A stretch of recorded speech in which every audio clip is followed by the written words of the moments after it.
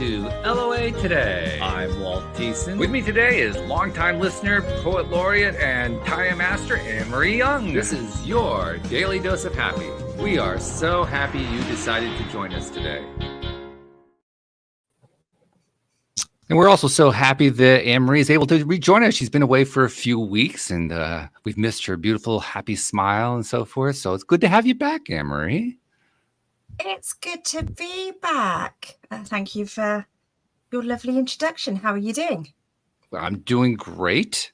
We have a guest joining us today, so that's going to make it even better. But I've done the last couple of Mondays solo with just my guest, and I definitely missed having your presence here. So love having you back. It's really, really good. Oh, well, I'm very happy to be here. Really happy. And our guest today is Dr. Ravi Iyer, who is one of the most interesting medical resumes I've ever seen. He has a whole series of things that he does, and I'm not even going to attempt to do justice to them all. I'm going to let him do that for us. But first, I'm going to bring him on screen and say, Ravi, welcome. How are you doing today? Thank you, Walt. It's a pleasure being here. Thank you, Anne-Marie. We're glad to have you. And you have a lot of things going on. You have organizations, you have different kinds of practices. Give us like a lay of the land of all the stuff that you're doing. I actually have only one thing going on. All the other stuff is all revolves around that one thing. Ah. The one thing going on is something I learned very early on in my life. When I was about 14 to 16 years old, I found that I had a gift, and that was I could make people around me calm. I could give them. I could be a space where the anxieties of their life would be less pressing. Now, at that time, it was a teenage thing. So teenagers usually it's highs or lows. You're either on Mount Everest or you're in the abyss. But I found when I was a teenager, I found that I could help my friends take the long view on things, and then I just translated that into a life in medicine. So all the things I do are basically tools that I use to achieve the central goal of removing fear, doubt, confusion from people's lives. And that's all I do. That's a good goal. Well, that's a series of goals, but that's a great series of goals to have, because obviously when we get ourselves into that better mindset where we're less fearful, where we're less anxious and so forth, we're going to heal ourselves better. We're going to have better lives. Everything about our experience is going to improve. So I like that orientation. That's a good one. Yeah. So I did my high school, went to college, finished my medical degree. All of those are basically tools and methodologies I use to achieve this one goal. I did research because I was curious as to how science could be used to benefit medicine. In that process, I learned how to work with molecules. From there, I figured out how I could use that knowledge to create novel medicines that were useful in diverse areas. But in every case, the people who come to me in my practice, they are not so much concerned about a disease. They are concerned about, I have a problem that's preventing me from experiencing life the way I want to experience it. And can you help me experience it the way I want it? And my goal as a physician, whether I cure or do not cure, is always one thing, and that is I will be by your side and help you navigate the balance of your life with this new set of circumstances that has come into your life. Either I will remove those set of circumstances, or if I can't remove it, I will teach you how to live with it. So that's how it is. So in that process, I use a diverse set of tools, some in science, some in psychology, some in behavior, some in language. I write. So whatever it is, I do whatever is necessary by any means. I use that famous Malcolm X phrase: "We will do so by any means necessary." Hmm. Yeah, by any means necessary. All right, that's good. I like that. And you have a clinic in Loudoun County, Virginia, which, by the way, is just up the road from where I used to live. I lived for 10 years in Warrenton, so I was about a half an hour away from Oh, where your clinic is. But yeah, wow. yeah, I'm kind of disappointed. I didn't know you were there while I was there. Where are you now? I'm in Connecticut, near Hartford. Okay. Yep. So I used to be in Boston, so it's not too far. Oh, okay. Nope, not far at all. A couple hours Yeah. away. Yeah. So the clinic, I guess, is kind of home base for what you do, but I get the impression also that you're not limited geographically. I get the impression that you work with people from all around the globe. I'm not sure how far your reach is. Well, the clinic is where I started my work back, but then as I got better and be, more well known, I get people from all over the world. Now, being in Washington D.C., you're a magnet for people who visit Washington D.C. for various reasons. Right. And so, what happens is in my clinic, we have, in addition to seeing patients with insurance, we also have a program which allows uh, affordable care for people who don't have insurance. So, a lot of tourists who travel to this country on visitor visas to see the sights, when they fall sick, they end up at my clinic because I am one of the more affordable doctors. I deliberately keep the rate at $75 a visit, and that's it. And we don't Oh, charge okay. anything more than that. So that's an affordable rate for a lot of people. Yeah. It's I don't. It's not. It's designed not. It's designed to cover the basic cost of seeing them, not necessarily to run a profit. So it's a dimension of my clinic which is more service oriented, and as a result, patients come from all over the world. During COVID, we expanded that to a little, quite a bit of Zoom conferences that I was doing as networking with medical teams across in India, helping them manage patients when they were really sick. So that was something else that we did. But yes, with the advent of technology and the advent of recognition, my reach is far beyond just the clinic. Which is very cool. I like that. And tell us what is Active Power? You're the CEO of Active Power, but what is that?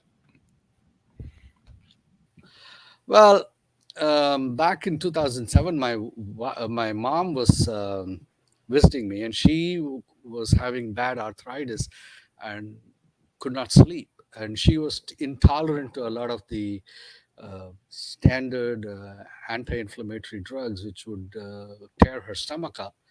So I concocted a liniment for her in my kitchen. Hmm. And since I have a chemistry background, so I managed to use herbs and other compounds and compounded a liniment that worked. And so after that, I set up a small basement lab, and I tinkered with the formulation. One thing led to another. It ended up becoming a patented drug, got some FDA approval as an OTC product, and then we were using it in the clinic. So it became very popular. And then a couple of friends of mine, they convinced me to start a company. So we started a company. So that we called it Active Power, and it still runs. And it's not a big company. We it's a boutique practice that Mhm. generates about 150 to $200,000 in revenue. And it runs on autopilot. I really don't need to do much. My my staff operated all the time behind my scenes. They just tell me when they run low on ingredients, and I I place orders for it. But it works very well. Yeah, that's my And idea of that, of a well-run business. I'm a businessman also, and my favorite kind of business is the one where my staff runs it. So I'm totally on board with you on that one. yeah, yeah, yeah, yes. So I love that. so that's how again that dimension is again the same thing. I created products that allow. Uh, there's a portion of some of the products of active power work on humans. There are portions of products of active power that are directed towards dogs, and both divisions work very well, and they are very popular among the people who use our products. Hmm. Yeah, Very good. yeah. Okay. Let's take the opportunity to kind of redirect this conversation toward a broader topic, because here on this program we tended to have our topics fall into three broad categories. It's going to be something related to health, something related to finances and money, or something related to relationships. Those are like the broad categories we tend to talk about. And health, or wellness as it's often phrased these days, we always start with mindset. And I imagine that certainly plays a role in what you do as well. But you also take the more practical approach through what you know through your medical training and the alternative trainings that you've picked up over the years. So when you think about wellness, when you think about that concept of wellness or health, whichever way you prefer to think about it, what does that mean to you? Like if you were to define that, what is health in your view? It's Good a state of question. being. Thank you, Henry. It's a state of being. Um, it's a state of being, and it has a component that is rooted in the physical aspect. You really cannot be in a very comfortable state if you are experiencing physical discomfort. Um, so there is a certain component of that that is physically rooted in, Hmm. but that does not mean that you cannot be healthy if you have an unhealthy body. There are a lot of patients I have seen who are dying but were healthier than some of my well patients because their mindset was different. I'll give you an example. This is one of my patients works for the Library of Congress. She's an 88-year-old woman who, for the last 12 years, has consistently won the award in the Library of Congress as Librarian of the Year. And she has advanced breast cancer. And so I once had a patient, a young man who was that he was having some deadly disease. I examined him, and at the end of it, I told him that, I think you're quite well. I think you're just very anxious about certain things, and therefore you're scared that something bad's going to happen. But I can assure you that nothing bad's going to happen. You're well. Are you sure? And so as we walked out together from the exam, this lady walks in, and she said, "Hey, Dr. Iyer." So I said, "Hey," I said, I said, "Shanta, meet this gentleman." So she goes and says, "Hi, I'm Shanta Murthy, and I'm dying with breast cancer." And with a big smile. And I turned to this man and I said, "See, that's what I mean by being well." So, so, so yes, you do need to have a functional body. But that does not mean that health and wellness is completely dependent on a 100% functional body. So that is why I call it a state of being. It's a state of mind. And I have seen some very well people who have uh, broken down bodies. Um, so that brings me to how do you cultivate a mindset that is rooted in in a state of being that allows you to be healthy. And Mm. the one common feature I have found in everyone who has that mindset, that what I call the healthy mindset, Mhm. is that they root their existence, their self identity, their core being is rooted in something that is much larger than themselves. And because they are rooted in something that is much bigger than the dimensions of their body, their physical circumstances, whether it is rooted, whether it concerns their body or it concerns their immediate substance of their life, does not define their Mhm. set, because they are actually, their self identity is rooted in something bigger than just the circumstances of their life. And different people call it different things. They call it, oh, these people are rooted in a purpose. They have a purpose, they have a why, they have this or they have that, they have passion, they have. But regardless, the common element is that it is rooted in something bigger than their body or their immediate circumstances of their life. And that in essence is what would drive. And there are cliche words that people use. It people use a life of abundance, a life of Mhm. they use words to capture the sense of that. But in all its different nomenclatures, the essence is always the same. It is always something much bigger than the time and space definitions of their body. Mhm. And that's the one factor. So anyone who has a belief system along something along those lines, they already have a step up. They have Yeah, given themselves an important starting place. Mm. yeah. They already are. They have leaped forward. Yeah, they have leaped forward, and they are ahead of the game right there. Mhm. And if I were to say that the one thing that I would like to impart to anybody coming to me as a student would be, how do you consistently root yourself in a state of being that is bigger than yourself? Mhm. And if you can do that, then it is impossible not to succeed in life. It is impossible to not be productive. It is impossible not to be wealthy. It is impossible not to be happy. It simply cannot happen. If you're rooted in something larger than yourself, then those other factors automatically accrue by default. You don't have to strive for it. What do you think about that, Anne Marie? Does that resonate?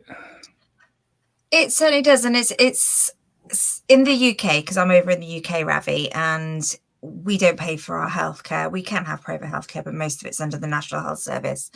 And our doctors are so overworked, and they just literally prescribe something, so you'll get a drug to cover it. And I just think if we went more into the mindset, what's going on with you, where do you want to be, what do you want to do, if we spend that extra 20 minutes with a client or a patient and assist them on their mindset and their mind health, I just think it would cure so much more than a pill. So let me go back to a statement you just made in the beginning of your thing, that you said our doctors are so overworked. Mhm. Um, I want to go a little bit into that, the concept of being overworked. Mm-hmm. Um, my normal day is a 14-hour day. That is an average day. Yeah. Um, I get up at 4:30 every morning. I'm up usually at 4:30. I may laze a little bit in bed, a little bit here and there, but uh, I'm I'm on my feet on the ground by 5 a.m. If not at 4:30. So um, and then I am in bed around 10 p.m. sometimes it may be a little late. I have averaged about 6 hours sleep for years. I have averaged about I'm 65 years old, and I think the majority of my life I have averaged about 5.5 hours sleep. Right. But 6 hours is also happens more. I never feel overworked. So I see 25 to 30 patients a day on an average day. During the pandemic, we saw 80 patients a day. Gosh. Some Hmm. days we saw 100 because we were the only practice open and we were seeing all comers, whereas other doctors closed. So our volume soared. Uh, Right. we we divided our clinic into inside the clinic, and then we expanded to the parking lot, which was 10,000 square feet. So suddenly our clinic was now from 3,000 square feet, it expanded to 13,000 square feet. And so the sick people were staying in their cars. We would walk out and we would see them in the car. And the well people, we allowed them to come into the clinic. There were days on those days where there were a few days where I felt tired at the end of the day, but I never felt overworked. So Mm. the idea of being overworked comes from an idea that you are unable to deal with the demands being placed on you. Yes. And that has nothing to do with being fatigued. So, fatigue is a physical sensation, but overwork is a mental situation. The being overworked, and that comes from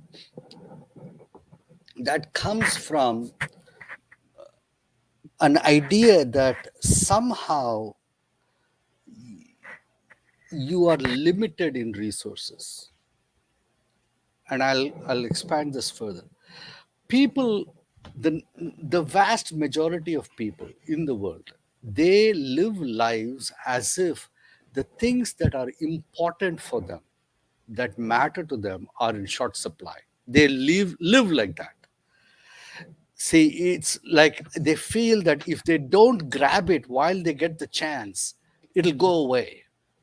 It'll be taken away by somebody else, or it will disappear, or it will uh, it'll decay, it will no longer be available. And because of that, they have to rush, they have to grab it out of somebody else's hands, or even snatch it out of their mouths if necessary, because somehow there is not enough of things to go around. Mm. And I call this the poverty mindset, because the not enough life is a poverty that can never be filled, because everything is not enough. Not enough love, not enough time, not enough health, not enough money, not enough energy, not enough friends, not enough recognition, not enough this, not enough that. It's always not enough. Yep. You're living in a world of lack. Yes. And even the people who want to improve themselves, they are improving from a state of not enough. I don't have enough of this quality or this quality or this skill. And therefore, I have to now go do these things so that I get to this new place where I'll have enough of this. And you know what? When they get there, they still have not enough. Yeah. So, so the thing I realized very young, fortunately for me, I realized that the things that matter in my life are not dependent on time and space. And I'll tell you why. Because everyone thinks that the things that matter are physical objects. Mhm. They think that they are physical objects bounded by time and space, and therefore there is a time when they are there, there's a time when they were not there, there's a time when they are there, and there will be a time when it will not be there again. And therefore, they better get it while it is there. So, as long as you live life like that, you are always poor. Yeah, completely There agree. is there is never ever a time when you will be sufficient. But if you recognize that the things that are important to you exist inside your head in the relationship that you have with the act of enjoying those things, then suddenly they are no longer bound by time and space. And you can command at will when those things manifest for you. Absolutely. Not many people know how to do that. Well, that does raise the next question. How do you do that? You do that by becoming rooted in an idea that what you do serves a larger entity. And therefore, you will be given the tools at the time when it needs to be fulfilled. And if you don't have the tools now, it means that there is no need to fulfill it right now. I love that last bit. So, this is the problem. Mm, Every day in the morning, I learned this when I was started my practice. I found something very simple. The first 2 years of my practice, I did not give my pager to anybody. I was on call 24/7, 365. Then one day, I woke up in the middle of the night with a terrible pain in my stomach, staggered to the bathroom, hugged the toilet, and started throwing up. And then all night I kept throwing up and throwing up and throwing up, and I could not stop until finally in the morning I told my wife to take me to the hospital, and I checked myself in. They found that I had developed a small ulcer at the outlet of my stomach. Hmm. It had that outlet, and it had swollen that outlet so big that the outlet had shut down, so the stomach juices could not go down, and so the only way it could do is to bring it up. So so so as a result, I was vomiting uncontrollably. So they put me there. They gave me an intravenous medication. Within about 5 hours, the swelling came down, and I was feeling better. But lying there in bed in the hospital, I suddenly realized that if I died right then and there, every one of my patients would be able to find another doctor within 24 hours. And at that moment, I realized something very, very fundamental. I realized that for me to be, to be of use to the world, I had to first reward myself. Mm. And the f- and I recognized for the first time. See, we are all taught a very fundamental principle from childhood that do not take what you have not earned. Mhm. We have been taught that from child, that you should not take what you did not earn. What is not yours, if you did not earn it, or if it's not yours, you can't take it.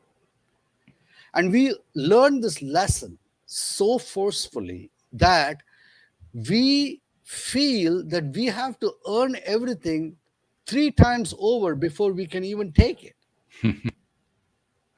We become strangers to receiving, Mm.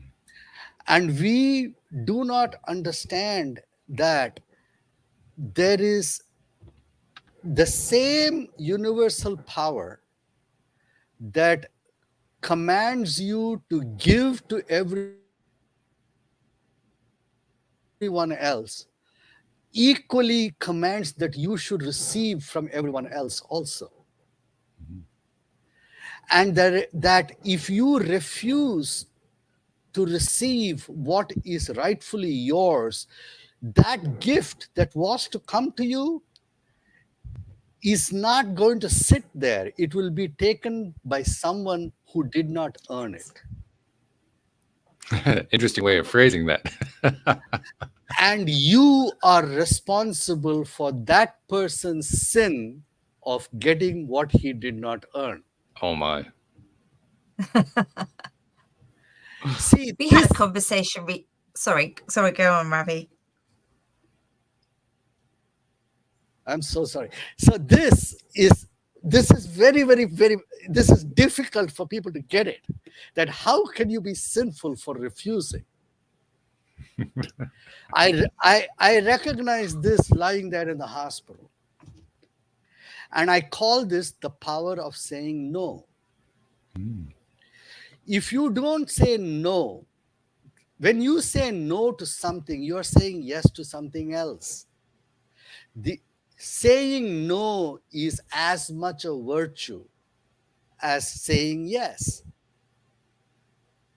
And until you can truly say no, you can't say yes at all to anything. The two go hand in hand. To say no, you need to know what your values are. You see, every person needs to have certain things that are not available for sale. The only thing that differentiates a woman of virtue and a woman on the street is the ability to say no. It's having Chastity your is personal there. boundaries, isn't it? Pardon? Yes. The ability to actually say no defines values. It defines what you will not trade, what is not for sale at any price. Everyone needs to have certain things that are not for sale. And they need to know what is not for sale. Otherwise, you are up for grabs for every passerby. It's a good point. Yeah, know your So value. once I decided that, I went back to my office and I made a simple set of rules. At 5 o'clock, I'll get up and go, no matter how much work is left on the table. And I've then discovered a week later something wonderful.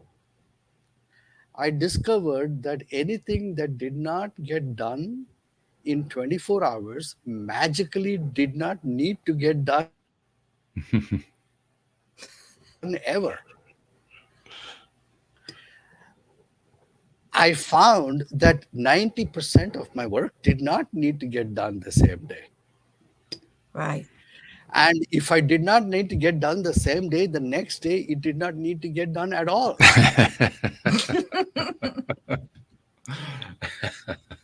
I love that.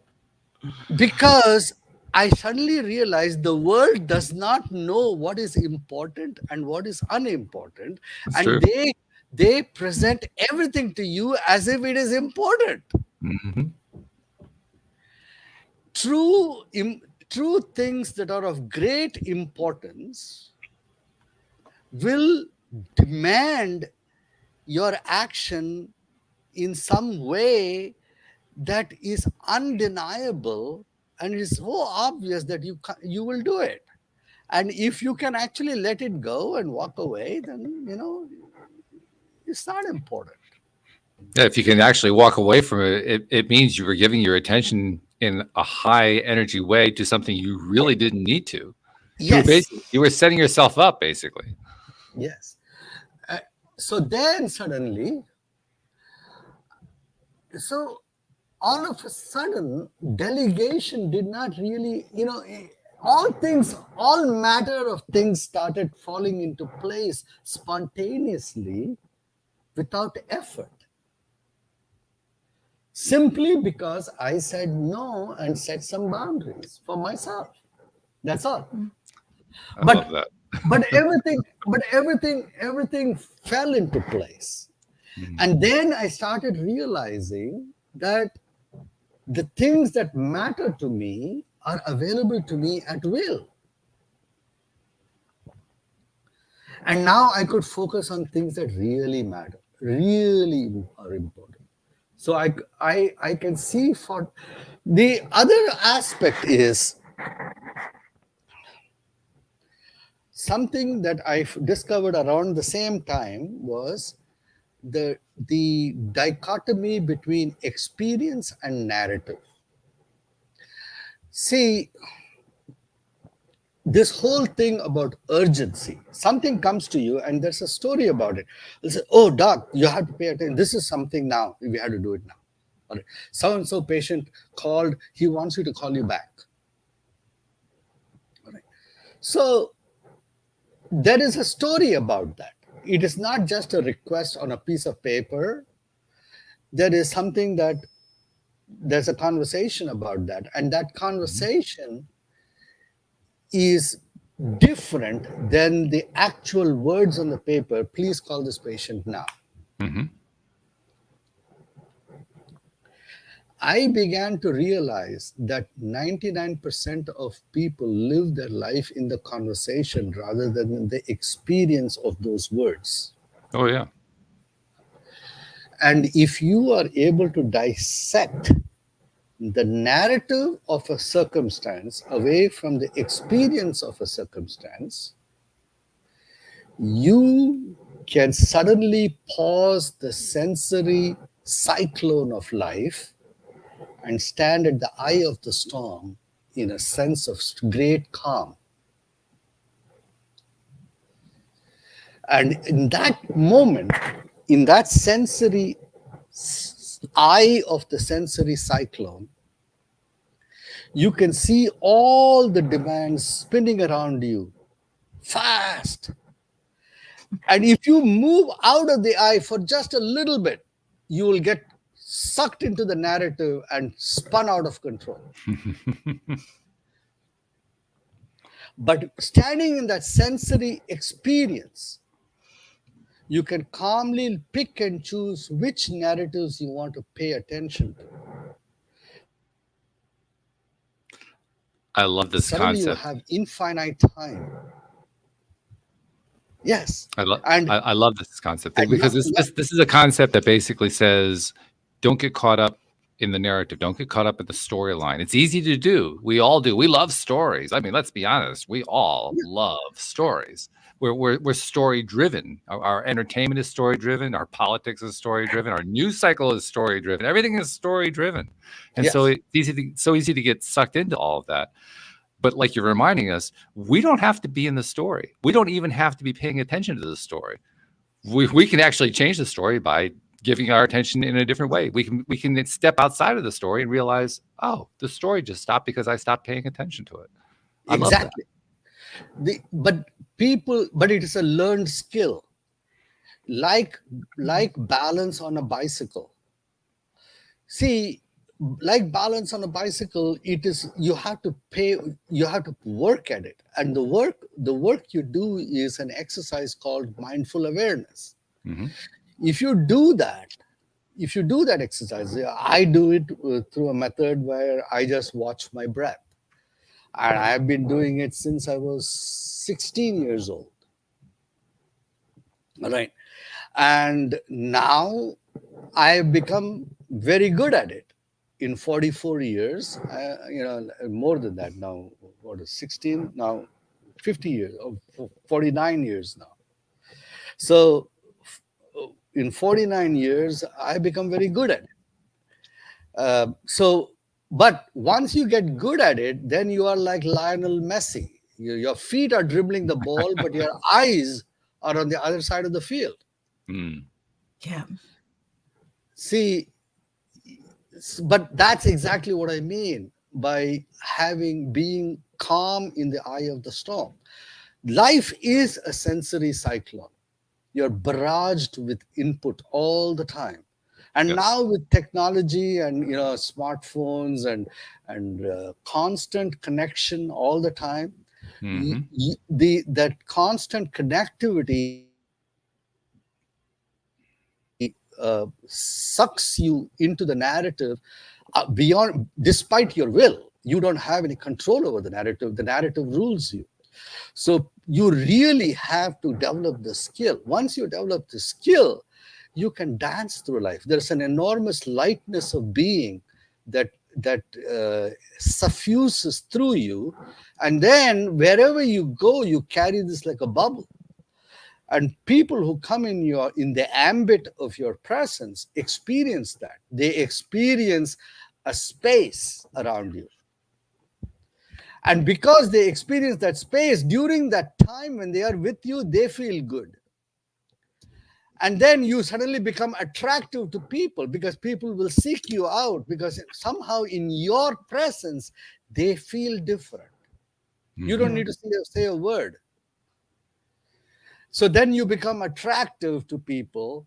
So business opportunities come your way. You become popular. You become magnetic.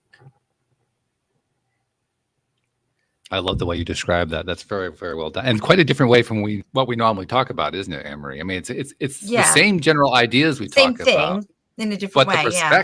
the perspective is so cool. I really like that. Yeah. Do you have And any you questions for don't. Robbie? No. Uh, but I arrived at this independently over my life, a little bit by accident. See, I have ADHD. When I was, but I did not know I had ADHD until I was 58 years old. Just barely 7 years ago is when I found out.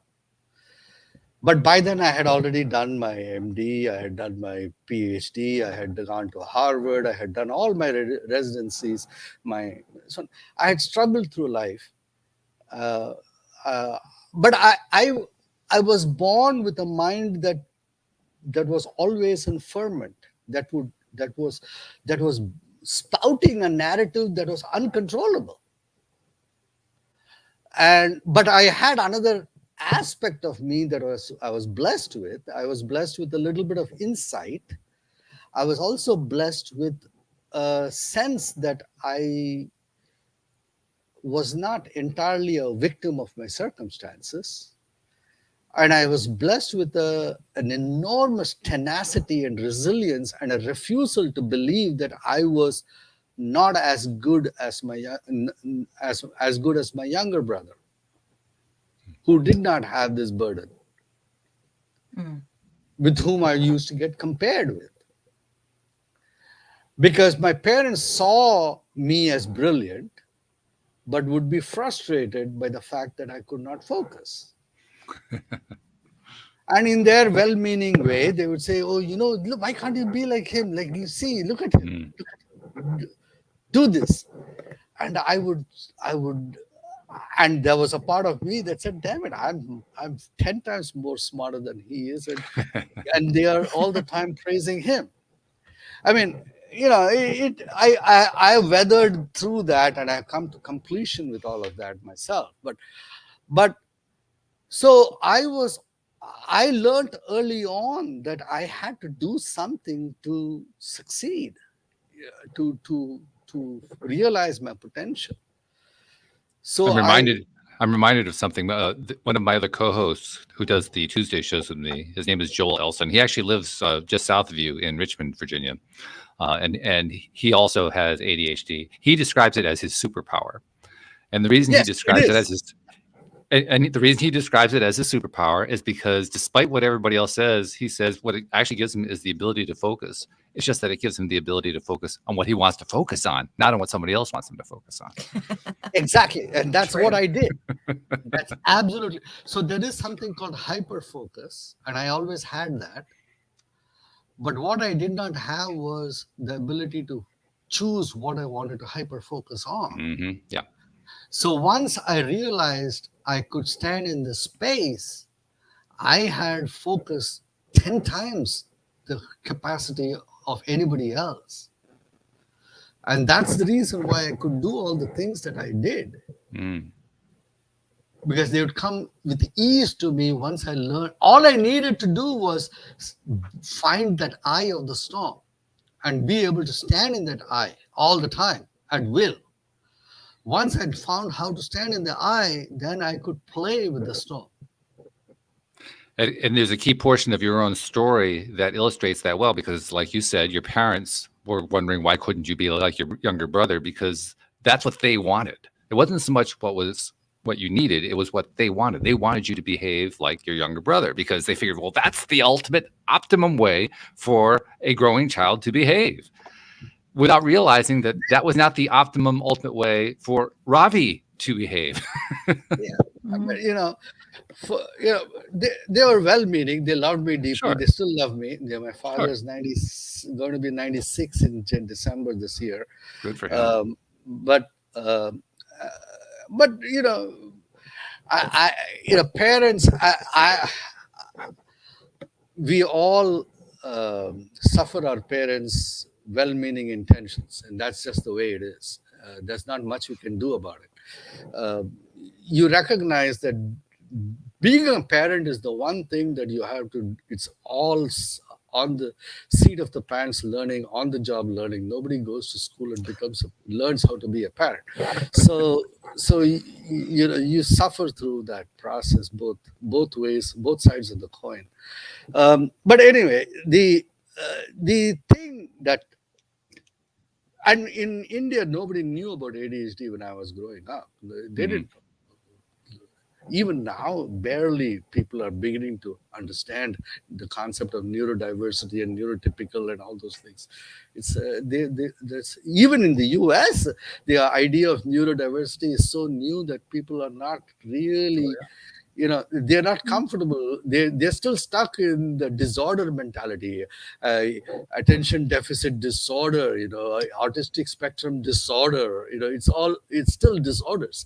They don't really understand that it's diversity, but that's a different matter. But coming back to living your abundance or living our abundance, this is how you live. This is actually available to everyone. The sensory cyclone exists for everyone, and so does the eye of the sensory cyclone. All you have to do is step within. And once you step within, you can stand there and you can rule the world, because the whole world exists only in your relationship to it. It does not exist. Because think about it. Every one of us goes to sleep, right? And the world disappears. That's true. So if that was the case, then it existed only in your relationship with it. I mean, you people are going to say, "Oh, don't tell me that physical objects they do exist, but the ultimate way in which they really exist is inside your head." We are all travelers in our own matrix. We are all neos. We are all neos. We are all, we can all be the chosen one, or we can be all the other objects in the matrix. It's only one choice you have. The red pill or the blue pill. Yep, that's what I was thinking. Yeah, I think my mind's still going in the fact that the whole world disappears when I go to sleep. That's like, boom. Yeah. Yes. And not only that, think about it. You go to sleep, you dream that you were going to a party with 1,000 people. You wake up. Do you actually ask if those 1,000 people woke up also? I love that. So where did those 1,000 people exist? Inside your head.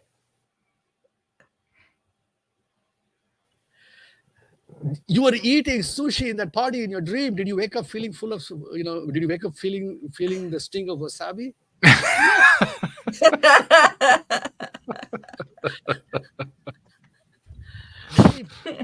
You start thinking about these things, it's pretty wild. Oh, yeah. Well, we've gone down a lot of rabbit holes. I mean, that's just part of what we do around here. We're just going to come up with all these scenarios now. Well, I'll just be messaging you now going, what about this? Well, it's fun. It's fun to go down rabbit holes like that, in part because that is part of the narrative Mm. desire that we all have.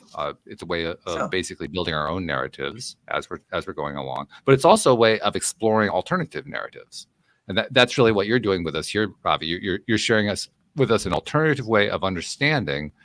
How did you describe it? The sense cyclone, is that what you called it? No, The sensory cyclone. the sensory cyclone. I Sensory call it cyclone, right?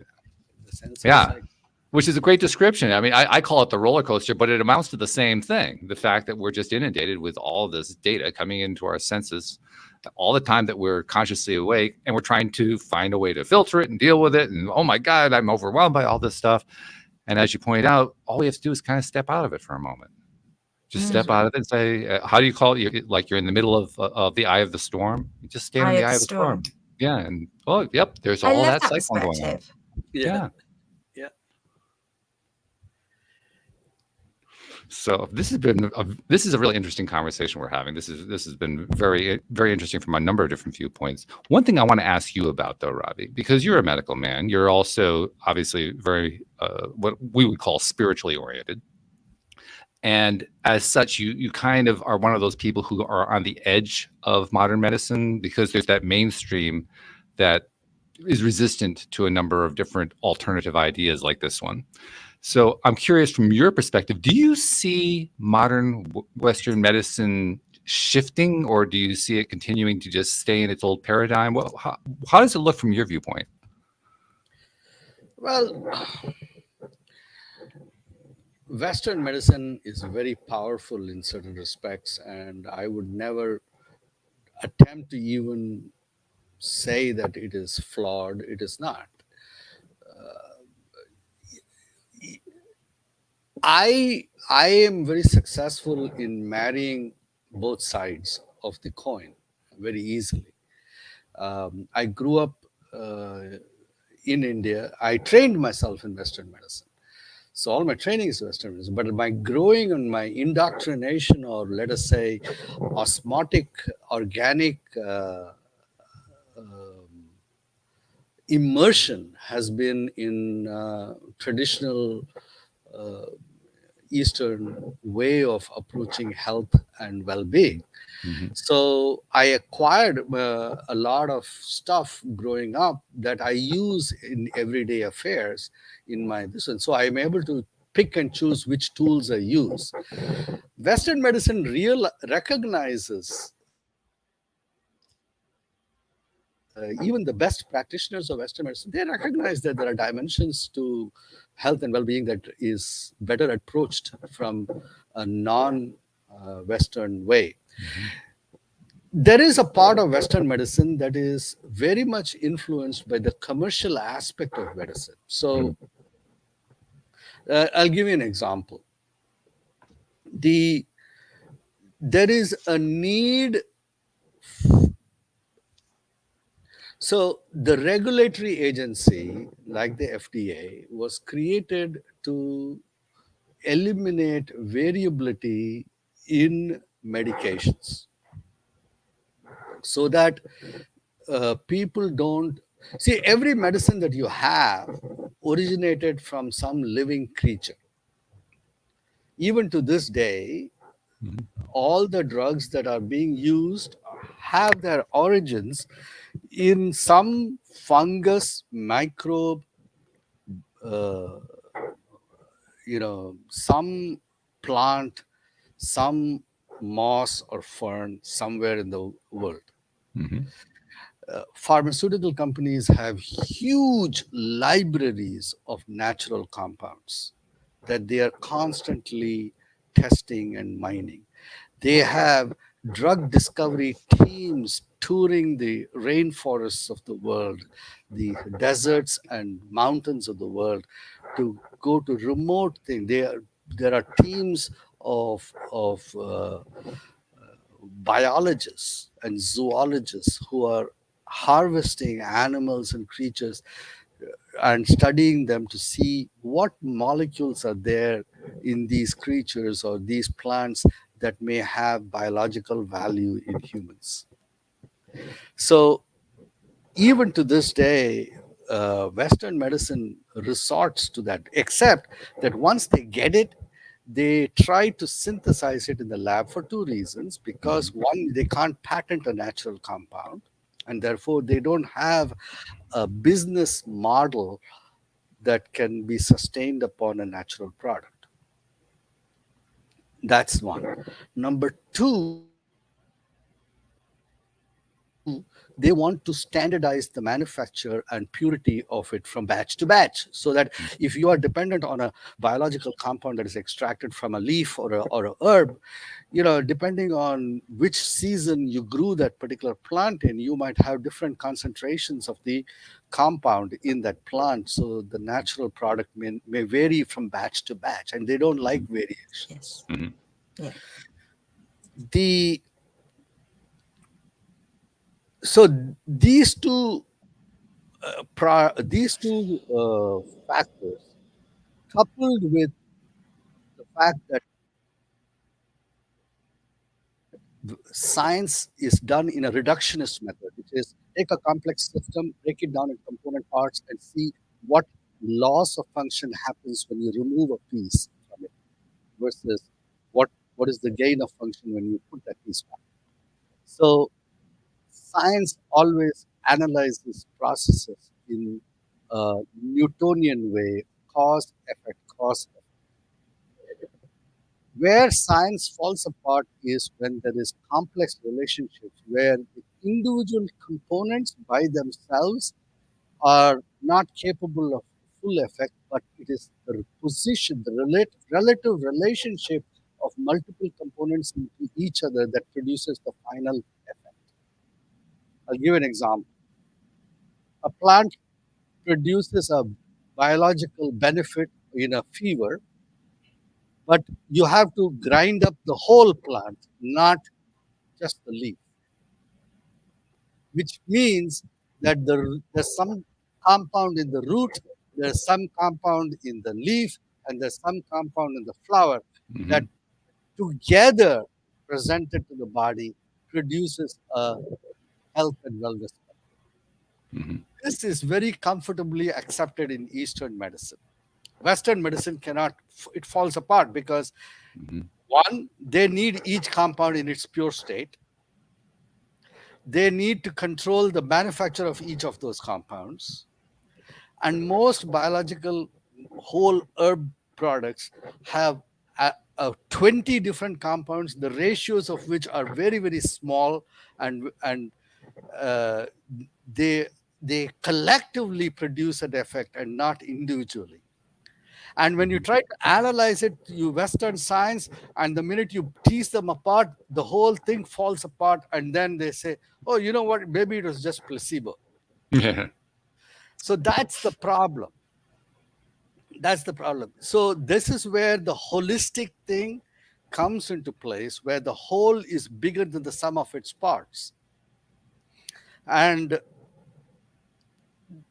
and that is what I mean by relationship. It is the relationship that is more important than the actual components themselves. It is their actual position relative to each other. Just like in an organization, it is not the front desk clerk and the front desk secretary and the back office person, but the relative way in which the work flows between them that makes the final product. Mhm. So these are the things that Western medicine is understanding, but still will not do it. And that is why Western medicine is so procedure oriented. Mhm. Because procedure is Newtonian. I can go cut something out, I can add something in, I can put a machine in or a chip in or a device in. All right. But so so there is a value in both. My ideal way of doing it is to try to extract the best of both worlds and bring them both to the table for the benefit of the human being, which I try to do most of the time. um, I am all for surgery. When something needs to be removed, it needs to be removed, that's it. But when somebody comes and tells me, I have a I have an article that I wrote. Can you find some natural compound that will allow me to lose my weight or make me thin, that kind of thing? And I laugh at it because I say that everything natural is not necessarily good. Cobra venom is 100% deadly and is also 100% natural, but yet cobra venom is the source of clot busting drugs that save you from a stroke. Mhm. So, so people seem to think that everything natural is good and everything synthetic is bad, and people think that everything synthetic is the best in science and everything natural is just snake oil. Neither statement is entirely true. It's a great perspective. I really like that. It's very helpful too. Ravi, unfortunately, as usual, we're running out of time. That's what happens Yes. when we get into these conversations where it gets very, very fascinating. And once again, it has happened here as well. But there are a couple of things that I wanted to do before we part company. First of all, for someone who wants to find out more about what you're doing and your practice and so forth, how do they find you? Oh, just go to my website. It's driyer.com. So driyer.com. All right. So we'll make sure that we'll include a link in the description for the show so that people can find that easily enough. Then one last thing I'd like to do with each of my guests, I've been doing this now for the last year and a half or so because I discovered that we were kind of skipping this part. And I think it's important to recognize it. You, like so many people who come onto this show, you give. You have made it your life to give and help people and to serve them in as many ways as you can. You do it through your practice, but you also do it through appearances like on this podcast, through your writings, through all the different ways that you share with the larger global audience. And in so doing, you actually end up helping people that you've never met and that you've never seen because they pick up ideas from you, right? And we kind of skip that part. So I'd like to make it a practice to say, on behalf of those people that you've never met and that you've never seen, thank you for what you've been doing for them as well, because you are making a difference in their lives. Thank you. It's a real privilege to contribute. People seldom realize that it is a privilege to contribute. Yeah, I think it's important. So, Dr. Ravi Iyer, thank you so much for joining us today. We really appreciate everything. And Anne-Marie, I mean, once again, it's been great to have you back. You and I didn't actually have a whole lot to say. Ravi just kind of took over the show, but that was okay. We still got to I'm sorry. Absolutely. I'm I was sorry. more than happy to listen. Oh, no, it was worth listening to. It was a beautiful perspective. Yeah, we definitely loved it. So thank you very much. Thank you to our podcast listeners everywhere. We will see you all next time here on LOA Today. Goodbye, everybody.